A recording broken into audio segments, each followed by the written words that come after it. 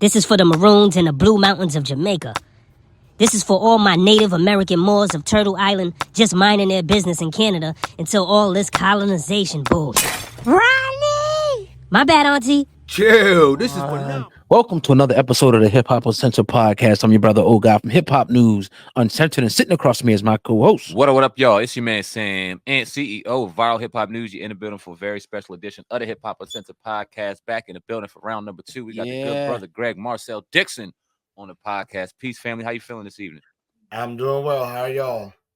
Doing great, brother. Very well. Thank you for coming on, man. You had a very powerful interview the last time we came on. It got a lot of great reviews, a lot of great remarks, man. So we definitely appreciate you coming back on. So how you feeling, man? Still out here doing your thing, still out here fighting a good fight, brother. So how's everything in your world right now?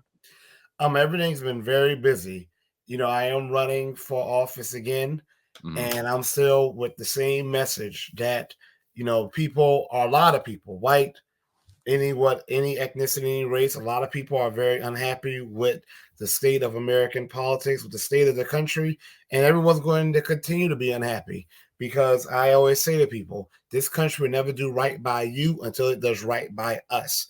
And what you allow this country to do to us, they're eventually going to do it to you. So I'm running on the platform of how it's still repair Black America to save America, but how it's justice for all or it's justice for none. And this country is not going to treat anyone right until they treat all of us right. And Black Americans, freemen first and foremost. How do you feel about the political system that you're in? Is it tough being a Black man in that political system? Are you in South Carolina, if I'm not mistaken? Yep, I'm in South Carolina. Right. How is it just being in that political field? Does it seem like it's more so like they don't want people like us in there, like in politics? Or talk about that a little bit, some of the stuff you've been going through being in politics. They don't mind having people like us in there if you're tap dancing. If you're tap dancing, if you're selling our people out, they will love to have you. But if you're actually running on a platform such as myself, where you're saying that the Black descendants of the people who are enslaved and emancipated by this nation are entitled to reparations, which is direct cash payments, something that has been done for other groups, the intern Japanese Americans, who some of them were dead by the time they were paid reparations in the early 90s. The bill was signed in the late 80s when I was 4 years old, and then it was paid out in the early 90s. The Native Americans who received their settlements, the people who were held hostage by the Iranians, those who were exposed to radiation, the people on the island of Guam, the list of people and groups that have been wronged by this government and yet have been paid or are still being paid reparations is quite a long list. For some reason, everyone wants to make excuses for why freemen, Black Americans, the descendants of the emancipated, have not yet received it. So because I'm running on a platform that's calling for something that should have been done for us a long time ago, it's been pretty tough. But I tell you what, compared to when I ran the last time to now, a lot more people are talking about reparations. It's really becoming a household topic for whatever reason, whether people are against it or for it. Right now, I see you're a Democrat. What made you pick a Democratic Party over a Republican Party or like a Libertarian Party? Are you I'm running underneath the Democratic Party, not because I think the Democrats, who a lot of times the leadership, I call them the Demorats, because they're so great. The Democrats and the Republicans. I'm running underneath the Democratic on a Democratic ticket is because that's where 85 to sometimes 90% or more of our people vote. And what happens a lot, people say, why don't you run as a Republican? Well, they don't do right by us either. But the difference is 90% of us who vote are not voting for the Republicans. We're voting for the Democrats. So I always give the analogy. Right now, Black Americans, we've lost 90% of our land. We own less homes now than we did during the days of Jim Crow. Our wealth is actually heading backwards. In 2017, they said by 2053, we will be at 0% wealth. That was before COVID. That shuttered over half of Black-owned businesses. So we might already be there. I could go on with all of the devastating statistics that showed the condition in which we are in, which some of us are in denial about. I don't get why. We have been voting for the Democrats for the past 60 years. I always say to people, if I go to McDonald's or Wendy's, I get a burger from Wendy's and the burger's undercooked, I'm not going to run across the street to McDonald's. I'm going to go right back to Wendy's and say, hey, my burger's undercooked. I spent my money with you, and you owe me a product that is of high quality. So I'm running as a Democrat because too often we don't hold them accountable. They get our votes. The math's already been done. Without the black vote, the Democrats would cease to exist. If they just lost 15 to 20% of the black vote, they will cease to exist. And yet, where are they being held accountable for the despicable conditions in which they're in? So I said to myself, I'm going to hold them accountable, not from the outside throwing rocks at the window. We do that a lot as black people in this country. We like to protest. We like to have poster boards. We always protest from the outside. No, run for office and hold them accountable from the inside. I'm sitting at the dinner table, letting y'all know you failed us, and that's going to stop today. You know, we often have a conversation amongst our community on why we don't mess with politics, why we don't trust the people that are running for office in whatever situation we're dealing, whether it be president, whether it be our local government, whatever the case may be. You're on here blatantly putting it out. This is what we're trying to do for our people. I'm not playing around. I'm not BSing. This is what we're trying to do. What's the temperature and what's the reception been like in your community towards our people when it comes to your political campaign and your race? How have you been received amongst the people who genuinely want to see change the way you're trying to provide it? The majority of our people with whom I speak, it's extremely rare that any of them are against any of the things I am mentioning. And This might surprise y'all. I'm in South Carolina, which has a lot of white conservatives who are very, very conservative. Here's the thing. A lot of black people are very conservative. Just because, first of all, we have to stop thinking that most black voters are voting for the Democrats. Those who actually show up and vote for the Democrats. But over 50% of registered black voters don't show up to vote. It's the same thing with white voters and other groups in this country. But there are eligible black people in America who do not register to vote at all. And yet, when I present my platform, our people are usually for what I am trying to do. And This might seem surprising. Even a lot of white people are for what I'm trying to do. But I speak about reparations, but there's another topic about which I speak that I don't want people to forget. I also say to our people, you don't trust politicians? Good. Don't trust them. People say to me, well, how do I know if I vote for you, you won't get in office and screw us over? You are not supposed to trust me. You are supposed to say to me, I'm going to hold you accountable.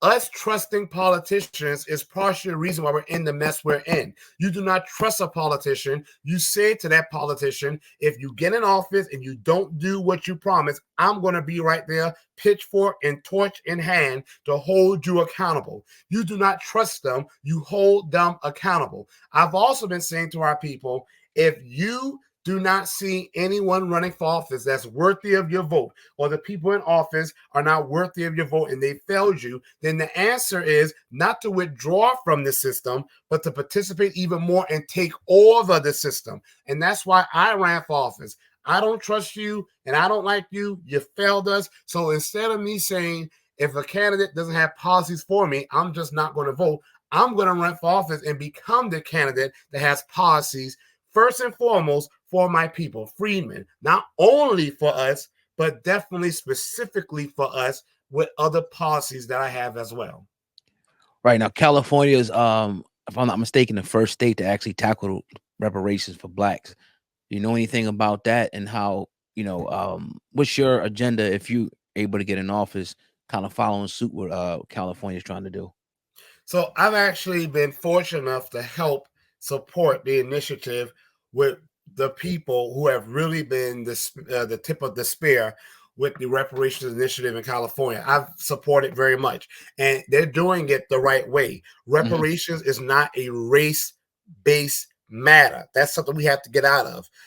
Reparation is something that's done based on status. When the Japanese Americans who were interned were paid reparations, they did not give it to all Asian people. They didn't even give it to all Japanese people. It was only those who were of the status that were formerly interned in the concentration camps or their descendants. Likewise, reparations does not go to all black people. It only goes to freemen. That's why you hear me using those terms.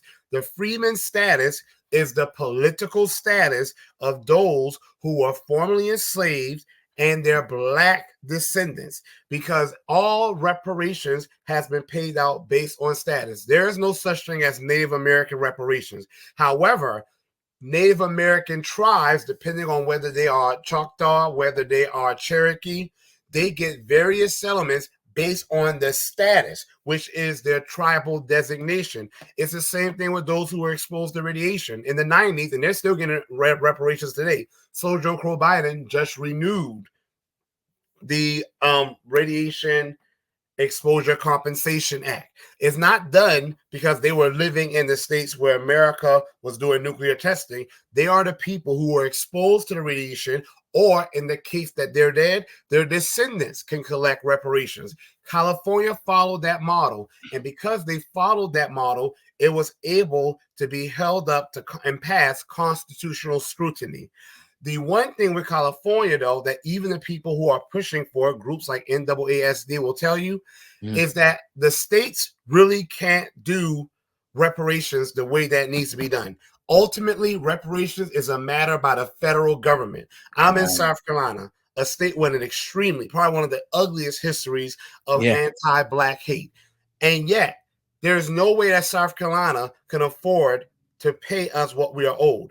And people like to say, well, some states didn't have Jim Crow. Some states didn't have slavery. If one state had it, it's the same as all states having it. Because South Carolina was only able to do the ugly things it did because the federal government allowed them to do it. The federal government initiated the Fugitive Slave Act. The federal government either initiated or sanctioned chattel slavery, Jim Crow, redlining. The Federal Housing Authority put highways and railroads through Black neighborhoods and towns, even destroying some of our Black Wall Streets. The federal government failed to protect us from sharecropping and racial massacres. So ultimately, I support what California is doing. There's some other states trying to do some reparations initiative.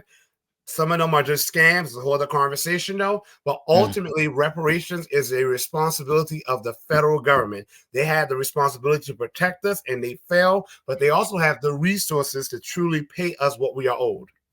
How do you feel? My bad. You go, bro. About the country sending a lot of foreign aid to Ukraine and a lot of different places for all these different wars. What's your thoughts on that?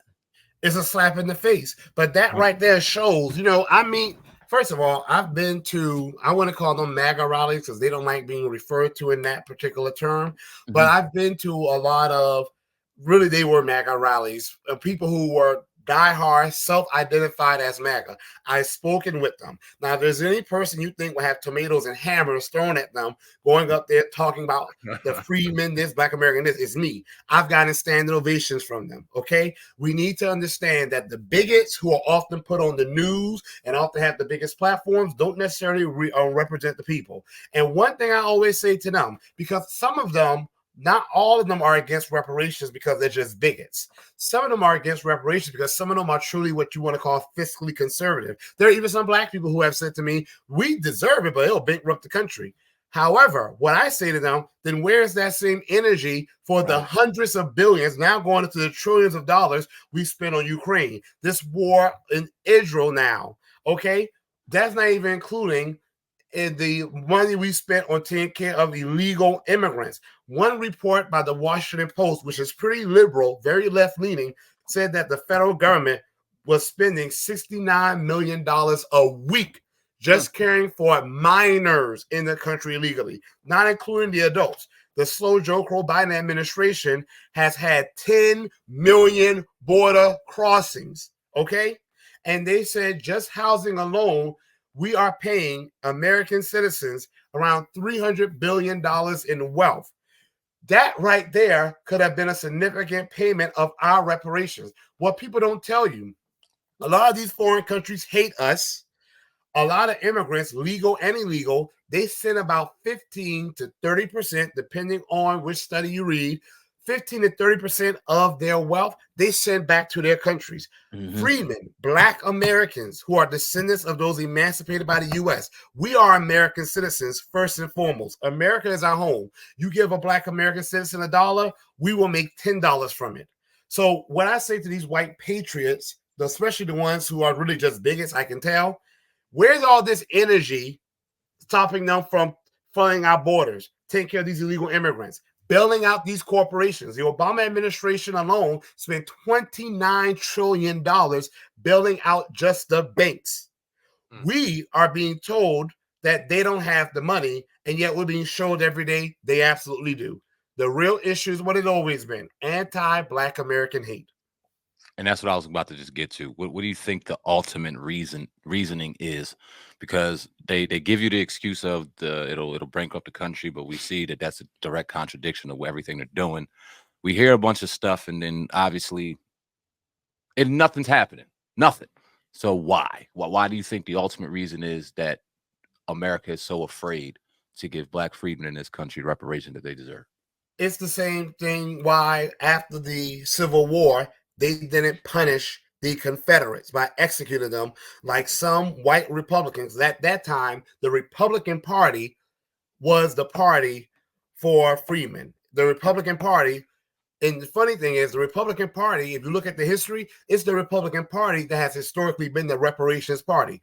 The Republican Party calls themselves the party of Abraham Lincoln, yet Abraham Lincoln, the last thing he did was Special Field Order 15, was supposed to give us our 40 acres and a mule. You can't call yourself the party of Lincoln, yet you're not following in his footsteps. But it's always this belief that we as freedmen, as Black Americans, we should be happy that we're in the United States of America. No, the United States of America should be damn happy that we are in the United States of America, because there would be no United States of America without us. Abraham Lincoln said, if not for the freedmen, the Union would have fallen.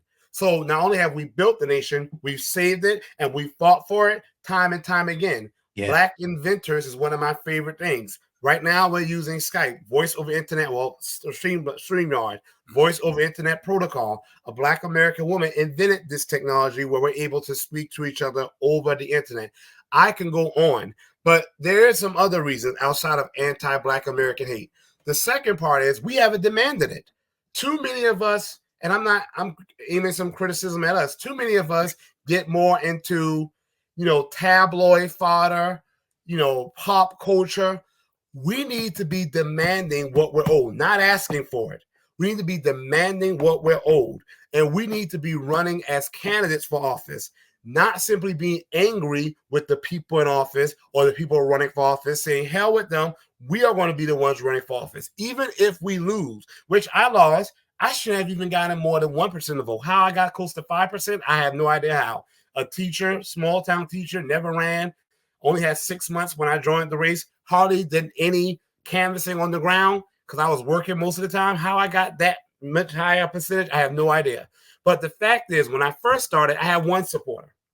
Now I have thousands of them. More people, and I'm not saying it's only a credit to me, but more people are now talking about reparations and seeing how it will benefit the nation far more than what happened when I started. Imagine if all of us were doing that throughout the nation.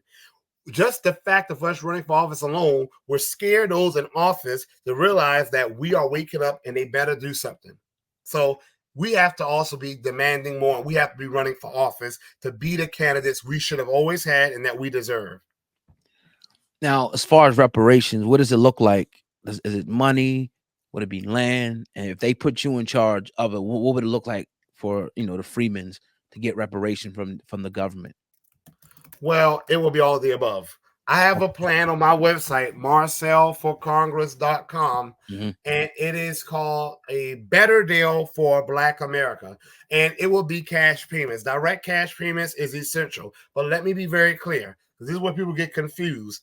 There's around 50 to 55 million of us in this country. I don't know why we hold on to that 40 million or something. The census undercounts us. But even at the undercount, there's like 50 to 55 million of us. Of that number, around 49 to 50 million are freemen, meaning Black Americans who are descendants of those emancipated by the U.S. My plan will call for us to get at least $3 million per person. Now, this is a living, breathing document, so I'm always going back and I'm always revising. But we will not get it right away in dollars. We will get it in cash bonds, okay? And cash bonds are really just yellow dollars. I'm not an economist. I had to learn this stuff myself. And what cash bonds do is you get paid interest. It's almost like the government saying, I owe you and I will pay you. Guess what? When people talk about the debt, Donald Trump did an interview one time. He was like, I love debt. He was like, I made a lot of money just from debt. He's telling the truth. That's how a lot of people make a lot of wealth. Foreign countries, they buy American bonds. If the American government lends money, okay, and they don't necessarily cover it with taxes, which the American government does not need, but the American government allows people to buy their debt, which are yellow dollars, and then they pay people interest on that debt until it matures, meaning they replace all of the yellow dollars with green dollars. So my plan will call for us right away to get $3 million in cash bonds. We will get paid interest on it, and it will take about 14 to 15 years for us to get our full $3 million. My plan will also bring back the Freedmen's Bureau. After the Civil War, during Reconstruction, the federal government set up the Freedmen's Bureau that was first and foremost to serve freedmen. That's why that status is so important, because the government's already done policies for us underneath the status as freemen. I will bring back the Freedmen's Bureau, who will oversee a land grant program, and what I call my Black Wall Street initiative will be the Black Business Program, because this country destroyed our Black Wall Streets. That if they were not destroyed, those blocks, those neighborhoods in the cities would have been major metropolises today. 90% of our land was stolen, and we're still losing it. South Carolina, especially here where I am in the coast, is ground zero for land theft. I want to get us back to the South, because if we could become the majority in states where we are already 30% or higher, that's Louisiana, Mississippi, Alabama, which we're close, South Carolina, Georgia, Maryland. If we can get the majority, we can easily elect people, whether they're Black or not. It may be a blue person, it may be a white person, who will serve our interests first and foremost. I want to get us back to the South and get us back to farming so we can feed ourselves. So that will be a part of the land grant program. You wouldn't have to farm, but you will get land, and most of it will be in the states where most of us were enslaved. Those are just the gist of my Better Deal for Black America plan. Oh, and I want to say real quick, the Freedmen's Bureau will be staffed by us.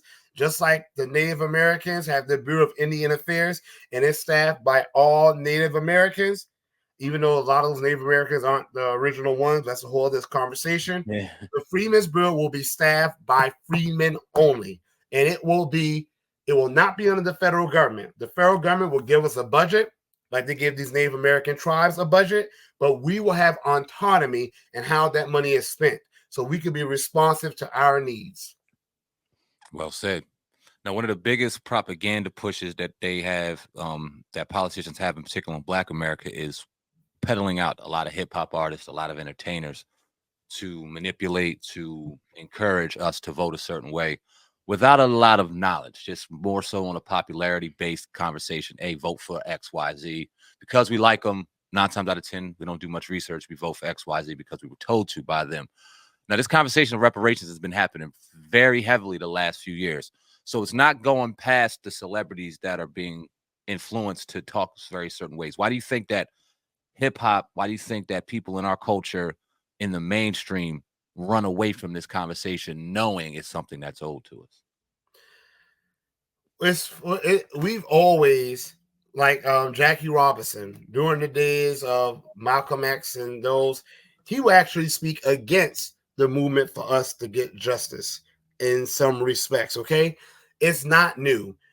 Some of our people, it's almost like that thing where a lot of celebrities become big just with their Black support alone. But then when they go mainstream, they start feeling like, okay, I want to have crossover appeal. I want to reach out to whites. I want to reach out to Asians. So the first thing they do is try to throw us under the bus. I hate to say it, but I even feel Tyler Perry does that sometimes.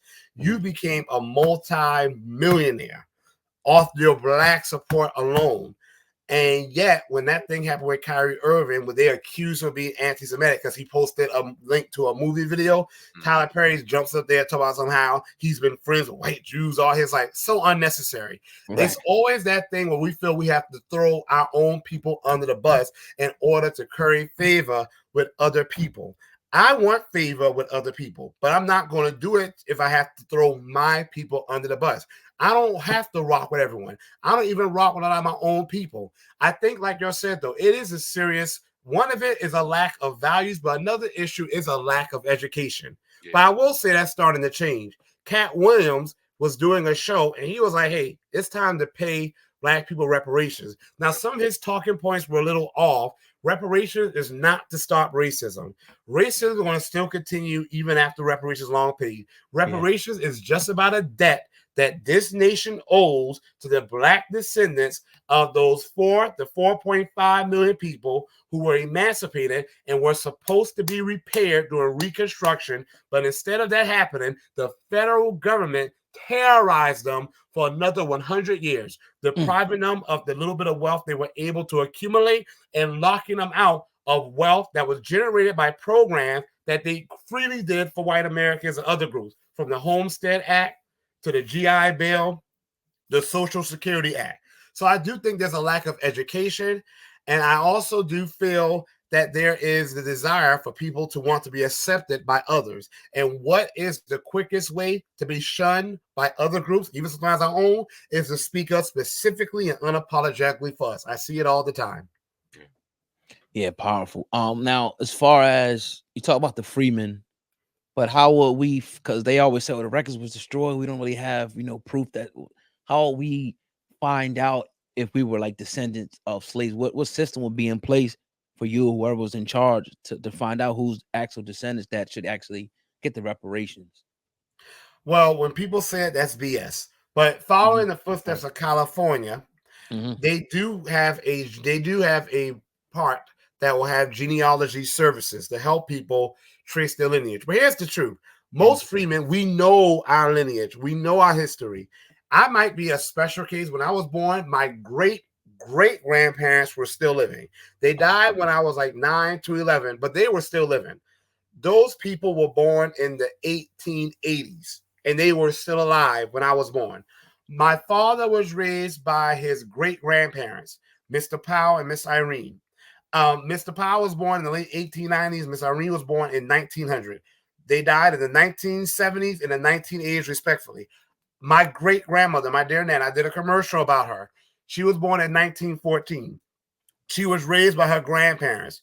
Her grandfather, Willie Simmons, who was enslaved right here in Beaufort, South Carolina. Wow. A lot of Black Americans have similar stories. Just a few generations ago, a lot of our grandparents and great-grandparents literally were growing up around the majority of people who were formerly enslaved. But you have census records. You have records for the Freedmen's Bureau. Okay? You have land deeds. You have pensions. There are plenty of ways to track our ancestors who were formerly enslaved. But I don't want to discount those who say they have had a hard time. For those people, we will have genealogy services. And no matter who, if a person comes up and claims that they are a freeman, a Black descendant of those who were emancipated by the U.S., we are going to have to vet their paperwork. Everyone's going to get vetted, because we already see you have like Rachel Dolezal and people like that. But we even have a lot of Black immigrants. Reparations cannot be done based on race. If we do it based on race, it won't happen at all. It will be struck down as unconstitutional. It has the precedent for reparations is based on status. So this is not anti-immigrant. If people want to take it that way, tough. But even a Black person that shows up and says that, hey, I'm a freeman, we're going to have to vet them. Because just because you have a Black face, you might be my color, but I don't mean you're my kind. And in the case of reparations, it has to be for my kind. You have to be of that status freeman. So we're going to have genealogy services, but everyone's claim is going to be vetted to make sure that we are upholding the qualification of you having that status of American freedman. Now, another conversation that comes up in pop culture and likes to kind of go against us receiving reparations is, all right, you Negroes ain't gonna do nothing but reparations, but buy gold Cuban link chains and cars and blase, blase, blah. You're not gonna do nothing but waste it anyway. And it's really nobody's business how it's spent, but that's the conversation that's had when brought up with reparations, particularly with our people. In a perfect world, how would you like to see reparations used in our culture if received? Well, first, may I address that? Yes, sir. Even if we do waste the money, it's our money. Okay. Absolutely. Absolutely. Right. This is not a shot at white Americans, but look at these corporations that show up every damn year and asking the federal government to give them trillions of dollars to bail them out. Most of those corporations are ran by privileged, rich white men and white women. No one ever gets to know about what are you doing with these billions of dollars the government is giving you. The airlines are back in front of Congress asking for more money. And the federal government is literally saying to them, what did you do with all this money we gave you? The Pentagon has failed its 6th audit. They cannot account for $90 to $21 trillion. No one is saying to them, we should not give you more money. You have rich white people who are leaving billions, millions, and billions of dollars to their pet poodle. No one criticizes them. But if you look at history, Black Americans have been the most frugal. Right now, as we speak, all studies show that Black Americans save more than any other group, even though we have the least amount of wealth. When Trump did the stimulus checks, this is a study, you can look it up. Black Americans started more new businesses than any other group. That is verified, okay? Show me another group that came to America or that built America, which is just us, but show me another group in America that was being terrorized day in and day out, had no protection, but we built not just one Black Wall Street, but over 50 of them by some counts. That shows that we are and continue to be the most frugal with our money. But even if we were not, I get my paycheck. No one can tell me how to spend it. It's my right to do it. Yes. However, I would like to see us use our reparations to get ownership, to start our own industries. The truth of the matter is there are some industries that would not be in existence without us, okay? Mm-hmm. And we need to have ownership in those industries, and we need to do that by starting our own enterprises. I would like to see us go back to buying land. We rent far too much. That's an American issue, but with Black Americans, we are overrepresented in those who are renting. And it's pushing us into a system of sharecropping where we're selling grandmother's house, or we're being forced to sell it, or we feel like we have no option to sell but grandmother's house, and then we're renting. The problem with renting is that the people who are over you, your landlord, they tell you this is what you're going to pay. It's going to go up next year, and more of your hard-earned money is going to them. Just like with sharecropping. We did the work, but most of what we harvested, what we cultivated, what we harvested went to the landowner. I want us to go back to having land ownership. I want us, this is what my Freedmen's Bureau is going to do. It's going to have Freedmen banks, Freedmen schools, Freedmen hospitals, Freedmen post offices. But I would like to see us bring our Black Wall Streets back as well. Those things happen organically. I want to see those return also. And in being for Black American freedom doesn't mean we're excluding others, but it means we're going to be first and foremost for ourselves, which every other group does. Yes, sir. How do you feel about like the fact that we really can't, in certain instances, come together for anything? Like you see, like you talked about Kyrie, even Kanye West. He said he after Jewish B, but the ADL's coming after, everybody's coming after him. But when it comes to Black people, we can't stick together like that. Why do you think that is in America for any little thing? We really can't, come together and form that fist, to come together. Well, I think we do stick together pretty well, because if we have not, we would not be here. The truth of the matter is we would have been annihilated a long time ago. Freedmen, Black Americans, not talking about Black immigrants. We're really non-tribalistic, and that's actually our weakness. We are so welcoming of others. So that kind of answers your question.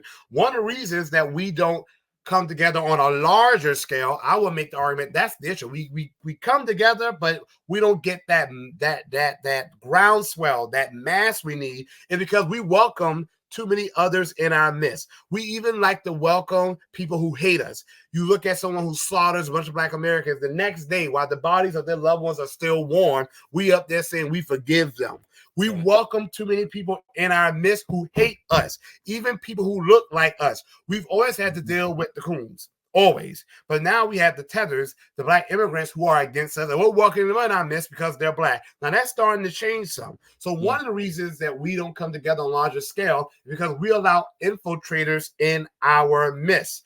But that is done strategically. There is no other group that has been targeted in that way besides us. These groups, the NAASP, the National Action Network, the Urban League, instead of them speaking for us, which they're supposed to do, they go out their way to speak for everyone else. They pretty much make themselves a people of color group instead of making themselves a black and first and foremost a Black American, aka freedmen group. So these other groups like the Anti-Defamation League, they stand on being first and foremost for Jewish people, really white Jewish people. Because if they really gave a damn about Jewish people, they would say something about the way Israel treats black Jews from Uganda, Sudan, and Ethiopia. They say nothing about that, or they say little in comparison to what they say about anti-Semitism when they feel it is directed towards white Jews. Those groups stand on and unapologetically advocate for the group that is their focus. We have these groups that do not do that. So that's why I go back to what I'm saying. We have to become the candidates we deserve. We have to become the politicians we deserve. And we have to form the groups that are going to speak for us and speak out against those who are against us that we deserve as well. Because we can't rely on them because they're not going to do it. Yeah. I'm going to switch gears a little bit and talk about a couple current events, if you may. I don't know if you follow what goes on in the media and hip hop like that. You think about what's going on with Diddy right now, and the reason I'm asking you is because you brought up Bill Cosby's publicist on here, Andrew Wyatt, and he pretty much predicted it before it happened. He talked about this being a systematic attack against wealthy black men.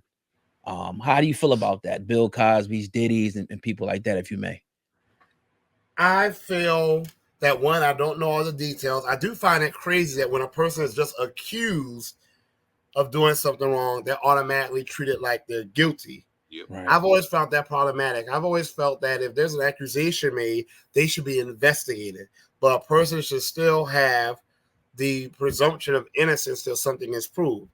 And while I can't say if Puff Daddy or P. Diddy now has done what he's accused of doing or not, I will say, of course, I feel there's always a target on the backs of black people, but especially black men. Whenever they feel we're getting too powerful or they feel we may be a threat to the system, I feel they're always going to try to dig up something on you or make something up. I am not powerful necessarily. I feel like I have a voice and I'm using it to help get the message out there for freemen, my people first and foremost, which is going to help all people. But I've always tell people, don't be surprised if they try to dig something up on me. Now, I don't like Eric Adams in New York City. I can't stand him. I really despise him. I really do. But he spoke against the slow Joe Crow Biden administration because he's like, y'all letting all these illegal immigrants in. What are you doing? Stop this. Look at how quickly things change for him. They're now accusing him of impropriety with finances. And now this sexual assault allegation against him from the early 90s has resurfaced. I'm not saying he's not guilty. What I'm saying is kind of ironic whenever you speak out against the system. And he was somebody who spoke out against us. When the black man was choked to death by two men, the white guy did the choking, but it was some other black guy in there who did the holding of him down, black immigrant guy. When that happened, he tried to blame the black man that was being choked. Okay? So he was speaking on their language. Yeah. He criticized the one time these allegations occurred. I'm not saying that's happening with P. Diddy or anyone, but I do feel that definitely does happen. That definitely happened. Remember, they was trying to frame Dr. Martin Luther King Jr., okay? Trying to frame him several times. I'm not saying any of those men are trying to do what Dr. Martin Luther King Jr. were trying to do, but I do know in the case with Bill Cosby, he was very much about how we were represented in the media. He was trying to, from what I heard, get ownership of one of the channels, and he was planning on having representation of us that would be positive. I know that on one of his shows, I saw a few reruns of it. It was before I was born, I think. He will, at the end, always talk about black historical figures, such as inventors and things like that. We know they don't want that. Look at the music industry. Speaking of Kanye West, he said that he had sex with a Jewish woman or whatever. They're coming after him, guns a-blazing. But some of those same white Jewish execs will have no issues signing an artist who says degrading, disgusting things about black women. So there's definitely a there. Yeah, absolutely. Powerful, man. In the building with Gregg Marcell Dixon on the Hip Hop Uncensored podcast. Definitely appreciate your knowledge. Definitely appreciate your honesty and your transparency. Let the people know where they can find you. Let the people know what you got going on. Let the people know how they can donate and follow the movement, man. And what's the word I'm looking for? And support. That's what I'm looking for. So thank you. If you want to support me, one of the best ways and easiest ways is donations, and that can be made at marcel4congress.com/donate. I want to say to people that, I may not have a massive platform, but my message of reparations and how we have to, the only way to save America is to repair the damage America has done to Black America. It's catching on. I've been in conversations with key members from a major presidential candidate. I've spoken with the team of another presidential candidate. And my thing has been, even if you don't vote for me, try to do what you see I am doing. If you feel there are not candidates deserving of your vote or your support, then you become the candidate. Or if you're not going to become the candidate, then you get on the candidate's team and you help push them to a platform that's going to, not saying only have policies for us, but have policies for us included with the other policies. And I've seen that catch on. So you can follow me. I'm much more active on Twitter than any other platform you're on social media. It's Marcel, the number 4, congress.com. And I thank y'all for having me. Oh, and much success to you. When's the election for you? It will be somewhere around June 14, 2024. Okay, man. Definitely much success, and definitely let it have you in the future before that as well. Thank y'all so much. Y'all take care. All right, man. Take it easy, brother. Take care. Thank you.